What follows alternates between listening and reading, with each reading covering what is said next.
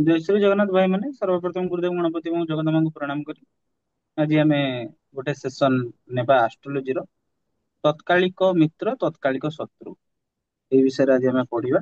ହଁ,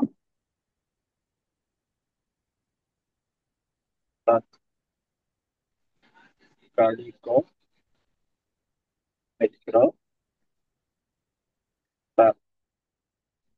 ତତ୍କାଳିକ ଶତ୍ରୁ, ଏଇ ଦିଟା ଟର୍ମ ବହୁତ ଇମ୍ପୋର୍ଟାଣ୍ଟ। କେତେବେଳେ ଇମ୍ପୋର୍ଟାଣ୍ଟ ନା ଆପଣଙ୍କର ଗୋଚର କୁଣ୍ଡଳୀରେ ଇମ୍ପୋର୍ଟାଣ୍ଟ। ଗୋଚର କୁଣ୍ଡଳୀରେ ଆମେ ଗ୍ରହ ମାନଙ୍କର ତତ୍କାଳିକ ମିତ୍ରତା ଏବଂ ଶତ୍ରୁତା ବିଷୟରେ ଆଲୋଚନା କରୁଛୁ। ଗୋଚର କୁଣ୍ଡଳୀ ଏଇଟା ହେଲା ଏକ ନମ୍ବର। ମୁଁ ଗୋଟେ କାଳପୁରୁଷ କୁଣ୍ଡଳୀ ନେଇକି ବୁଝଉଛି, ଆପଣ ମାନେ ଏଟାକୁ ଭଲସେ ଆରାମସେ ମନ ଦେଇକି ବୁଝନ୍ତୁ। 6, 7, 8, 9, 10, 11, 12 ଗୋଚର କୁଣ୍ଡଳୀ ମାନେ କଣ? ଗୋଚର କୁଣ୍ଡଳୀ ମାନେ ହେଲା ଗ୍ରହ ମାନେ ସାଧାରଣତଃ ବୁଲୁ ହିଁ ଥାନ୍ତି। ଗ୍ରହ ମାନେ ସାଧାରଣତଃ ଏମିତି ବୁଲୁ ହିଁ ଥାନ୍ତି। ଗ୍ରହ ମାନେ ସ୍ଥିର ନୁହନ୍ତି।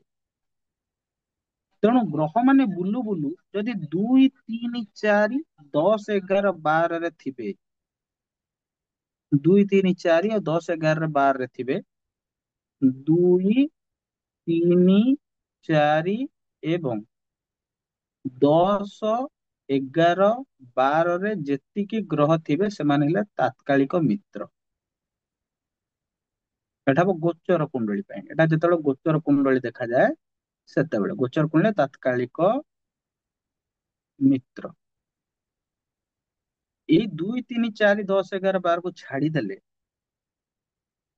5, 6, 1, 5, 6, 7, 8, 9 ଏଇଗୁଡାକରେ ଯୋଉ ଗ୍ରହ ଗୁଡିକ ରହିଲେ ସେମାନେ ତାତ୍କାଳିକ ଶତ୍ରୁ। ଠିକ ଅଛି, ବର୍ତ୍ତମାନ ଆମେ ଗୋଟେ ୟାର ଡେସ୍କ୍ରିପସନ ଜାଣିବା। କଣ ଆମେ ଜାଣିଛେ ଯେ ଗୋଟେ ପଟେ ରହିଲେ ରବି, ମଙ୍ଗଳ, ଗୁରୁ, ଚନ୍ଦ୍ର, ମଝିରେ ରହିଲେ ବୁଧ। ମୁଁ ଗୋଟେ ବ୍ରିଫ ଆଇଡିଆ ଦଉଛି। ଶନି, ଶୁକ୍ର, ରାହୁ, କେତୁ। ବୁଧଙ୍କର ରବିଙ୍କ ସହିତ ଭଲ ପଡେ, ବୁଧଙ୍କର ଗୁରୁଙ୍କ ସହିତ ଭଲ ପଡେ, ଆଉ ସବୁ ଦାନବ ଗ୍ରହଙ୍କ ସହିତ ବୁଧଙ୍କର ଭଲ ପଡେ। ତେଣୁ ରବି ଏବଂ ଶନି ଯଦି ଏଇଠି ରହିଗଲେ କୁଣ୍ଡଳୀରେ, ଏଠି ଶୁକ୍ର ଏବଂ ଗୁରୁ ଯଦି ରହିଗଲେ, ଏଇଠି ଚନ୍ଦ୍ର, ମଙ୍ଗଳ ଯଦି ରହିଗଲେ, ଏମାନେ ଏଠି ଯଦି ରାହୁ, ଏଠି କେତୁ,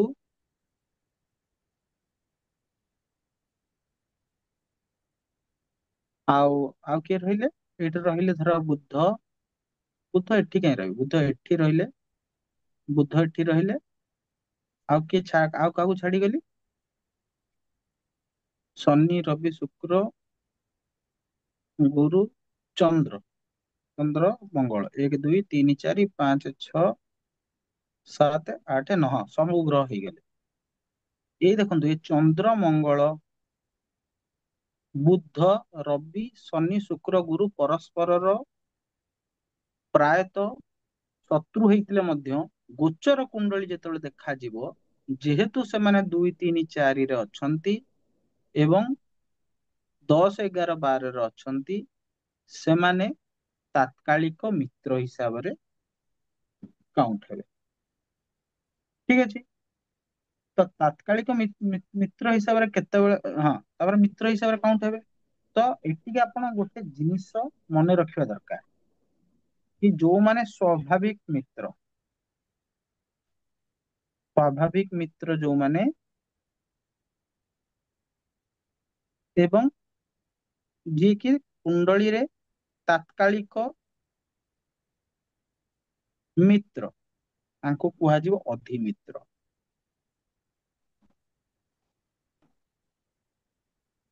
ଯଦି ଗୋଟେ ସ୍ଥାନରେ ମିତ୍ର ରହିଲା ଆଉ ଗୋଟେ ସ୍ଥାନରେ ସମ ରହିଲା ତାହେଲେ କୁହାଯିବ ମିତ୍ର। ଯଦି ଗୋଟେ ସ୍ଥାନରେ ଶତ୍ରୁ ରହିଲା ଆଉ ଗୋଟେ ସ୍ଥାନରେ ମିତ୍ର ରହିଲା ତାହେଲେ ରେଜଲ୍ଟ ଆସିବ ସମ। ଯଦି ଗୋଟେ ସ୍ଥାନରେ ସମ ଆଉ ଗୋଟେ ସ୍ଥାନରେ ଶତ୍ରୁ ରହିଲା ତାହେଲେ ରେଜଲ୍ଟ ଆସିବ ଶତ୍ରୁ। ଯଦି ଦି ଜଣ ପରସ୍ପର ଶତ୍ରୁ ରହିଲେ, ଦୁଇ ଗୋଟେ ସ୍ଥାନରେ ଶତ୍ରୁ ରହିଲେ ଏପଟେ ବି ଶତ୍ରୁ ରହିଲେ ତାହେଲେ ରେଜଲ୍ଟ ଆସିବ ଅଧିଶତ୍ରୁ। ତାହେଲେ ଆପଣ ମାନେ ବୁଝିପାରୁନଥିବେ ସ୍ୱାଭାବିକ ମିତ୍ର ତାତ୍କାଳିକ ମିତ୍ର ବିଷୟରେ କୁହାହଉଛି। ଏଠି ଏଗୁଡା ସବୁତିକ ସ୍ୱାଭାବିକ ମିତ୍ର ତାତ୍କାଳିକ ମିତ୍ର, ସ୍ୱାଭାବିକ ମିତ୍ର ସ୍ୱାଭାବିକ ସମ, ସ୍ୱାଭାବିକ ଶତ୍ରୁ ତାତ୍କାଳିକ ମିତ୍ର, ସ୍ୱାଭାବିକ ସମ ସ୍ୱାଭାବିକ ଶତ୍ରୁ, ସ୍ୱାଭାବିକ ଶତ୍ରୁ ସ୍ୱାଭାବିକ ଶତ୍ରୁ। ଦେଖନ୍ତୁ ସ୍ୱାଭାବିକ ଶତ୍ରୁ ମାନେ ଆକ୍ଚୁଆଲିରେ ଶନି ଆଉ ରବିଙ୍କର ଶତ୍ରୁତା ରହିଛି, କିନ୍ତୁ ଏଠି ଶନି ରବି ଆଉ ଶନି କୁଣ୍ଡଳୀରେ ବସିଛନ୍ତି, ତେଣୁ ଏମାନେ ସ୍ୱାଭାବିକ ଶତ୍ରୁ, କିନ୍ତୁ ତତ୍କାଳ ମାନେ ଗୋଚର କୁଣ୍ଡଳୀରେ ବର୍ତ୍ତମାନ ଏମାନେ ମିତ୍ର ଭଳି ବସିଛନ୍ତି। ତେଣୁ ସ୍ୱାଭାବିକ ଶତ୍ରୁ ଆଉ ସହାୟିକ ରବି ମାନେ ଯୋଉ ତାତ୍କାଳିକ ମିତ୍ର, ତାହେଲେ ସେମାନେ କଣ ରେଜଲ୍ଟ ଦେବେ? ସମ, ମାନେ ଭଲ ଦେବେ ନାହିଁ କି ଖରାପ ଦେବେ ନାହିଁ। ଏଇଭଳି ଭାବରେ ଇଣ୍ଟରପ୍ରିଟ କରିବାକୁ ହବ ଗୋଚର କୁଣ୍ଡଳୀ ଦେଖିଲା ବେଳେ। ତେବେ ଆଜିର ସେସନରେ ଆମେ ଜାଣିଲେ ତାତ୍କାଳିକ ମିତ୍ର ତାତ୍କାଳିକ ଶତ୍ରୁ ବିଷୟରେ। ଆଜିର ସେସନ ପାଇଁ ଏତିକି। ସମସ୍ତଙ୍କୁ ଜୟ ଶ୍ରୀ ଜଗନ୍ନାଥ।